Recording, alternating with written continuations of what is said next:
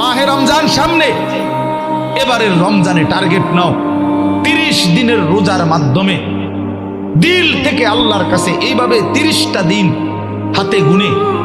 তুমি আল্লাহর সাথে ওয়াদাবদ্ধ হও যে আল্লাহ 30 দিন আমি রোজা রাখবো। এবং যৌন চাহিদা, লজ্জাস্থানের চাহিদা,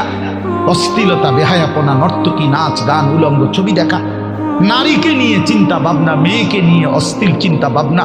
অবৈধ কোনো প্রেম সম্পর্ক, হারাম কোনো রিলেশন, এই সব ত্যাগ করে বন্ধু 30টা দিন মনোযোগ দিয়া রোজা রাখো, তারাবি পড়ো,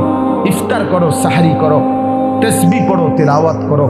কোনো আলেমে দ্বীনের সাথে উঠা বসা করো, ইমাম সাহেবের সাথে সম্পর্ক করো। ইনশাআল্লাহ দেখবা